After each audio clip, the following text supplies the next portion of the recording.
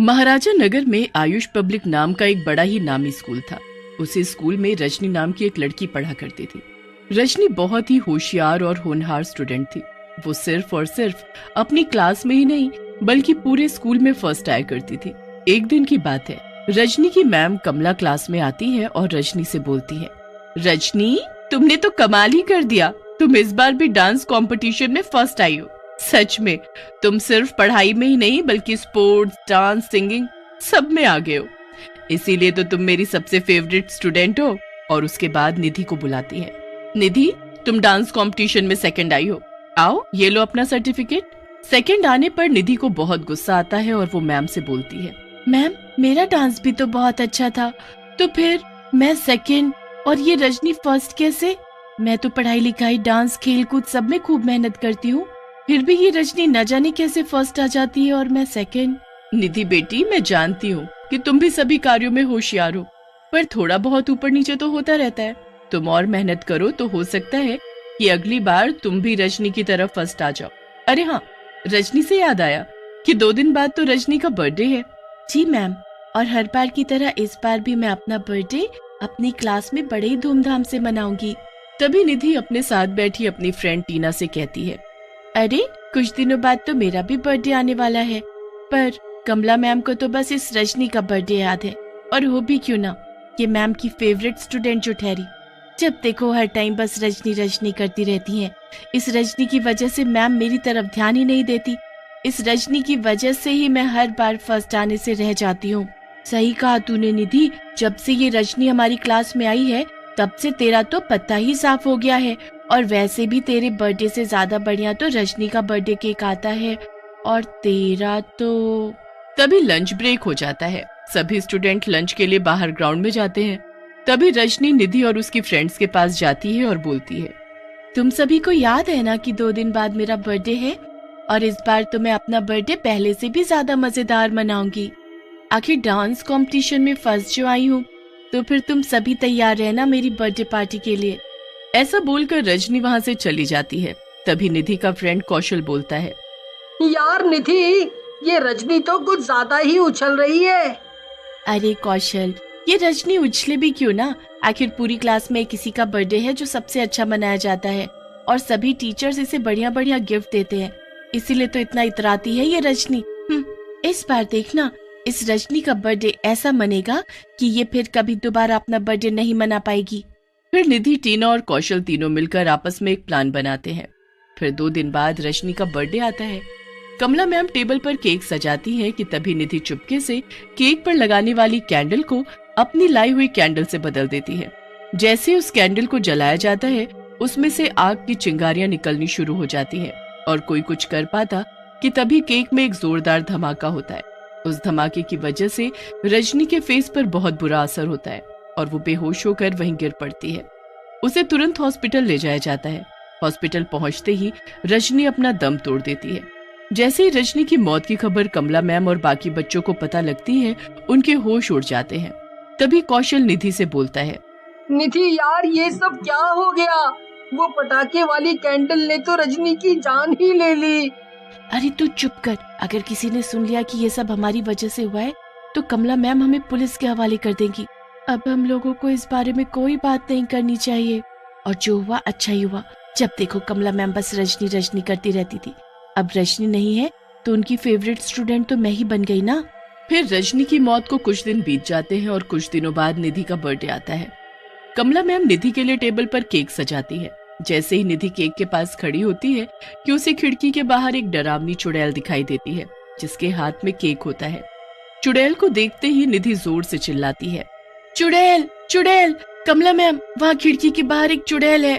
पर हमें तो वहाँ कोई चुड़ैल दिखाई नहीं दे रही निधि, चलो अब केक काटो। निधि केक कट करती है, पर उसका ध्यान उसी केक वाली चुड़ैल पर होता है। लंच टाइम में निधि टीना और कौशल के साथ ग्राउंड में खेल रही होती है कि उसे फिर से वही चुड़ैल दिखाई देती है। चुड़ैल हाथ में केक लिए एक पेड़ के पीछे खड़े होकर निधि को आवाज लगाकर अपनी ओर आकर्षित करती है।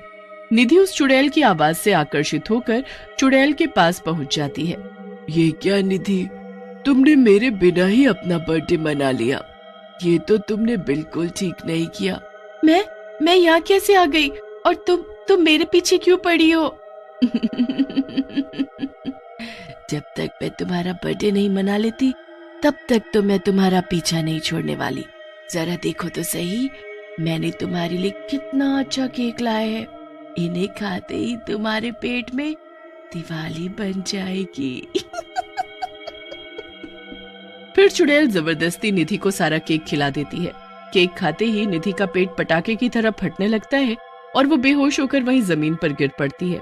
निधि को ढूंढते हुए कौशल और टीना वहां आते हैं और निधि को बेहोश देखकर वो जल्दी से जाकर कमला मैम को बुला कर लाते हैं।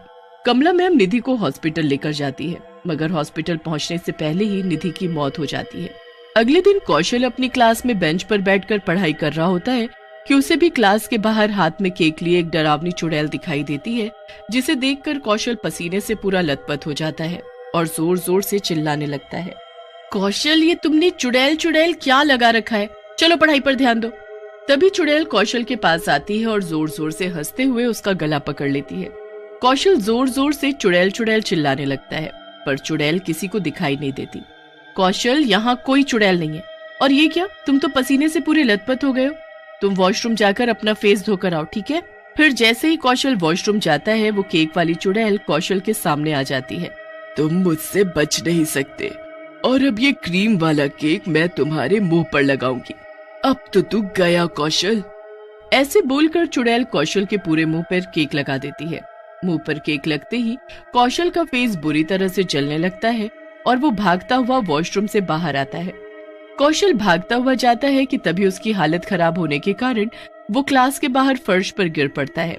तभी वहाँ प्रिंसिपल सर और कुछ बच्चों की भीड़ लग जाती है। शोर सुनकर कमला मैम भी क्लास के बाहर आ जाती है। कमला मैम, ये तो आपकी क्लास का कौशल है।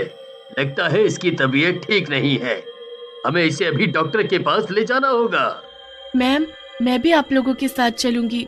कौशल को हॉस्पिटल ले जाया जाता है। प्रिंसिपल सर कौशल के मम्मी पापा को भी हॉस्पिटल में बुला लेते हैं। हाय रे, ये क्या हो गया मेरे बच्चे को? तभी कौशल के बेड के पास चुड़ैल आ जाती है और वो टीना की ओर देखते हुए बोलती है, कुछ ही देर में ये कौशल भी मर जाएगा, फिर मैं तुझे मारूंगी। कल तो तेरा बर्थडे है ना टीना? जैसे तुमने और तुम्हारे दोस्तों ने मुझे मारा है, वैसे ही मैं तुम्हें भी मार डालूंगी। टीना जोर से चिल्लाते हुए बोलती है, नहीं नहीं, मुझे मत मारना, मुझसे बहुत बड़ी गलती हो गई है। टीना, ये तुम्हें क्या हो गया है? कौन तुम्हें मारना चाहता है? फिर टीना सब समझ जाती है कि ये चुड़ैल कोई और नहीं रजनी है। फिर टीना कमला मैम को सब बता देती है।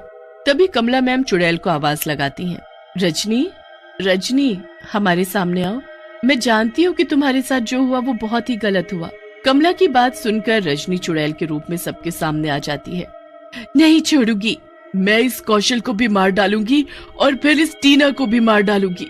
ऐसे नहीं बोलते रजनी, तुम्हारे साथ जो हुआ वो बहुत ही बुरा हुआ, पर तुम तो मेरी फेवरेट स्टूडेंट हो ना, तो प्लीज इन बच्चों को माफ कर दो और मैं तुमसे वादा करती हूँ कि इन्हें इनके किए की सजा जरूर मिलेगी। हाँ रजनी, हमें माफ कर दो, अपने किए पर मैं सच में बहुत शर्मिंदा हूँ। मैं हाथ जोड़कर तुमसे माफी मांगती हूँ। प्लीज इन्हें माफ कर दो, मेरे लिए इन्हें माफ कर दो। कमला मैम, आप बहुत अच्छी हो, आपके कहने पर मैं इन्हें माफ कर देती हूँ, पर मेरी आत्मा को शांति तभी मिलेगी जब मेरा बर्थडे बड़े ही धूमधाम से मनाया जाएगा। फिर कमला मैम सर अपने स्कूल में चुड़ैल का बर्थडे बड़े ही धूमधाम से मनाते हैं। बर्थडे मनाते ही चुड़ैल वहाँ से हमेशा के लिए गायब हो जाती है।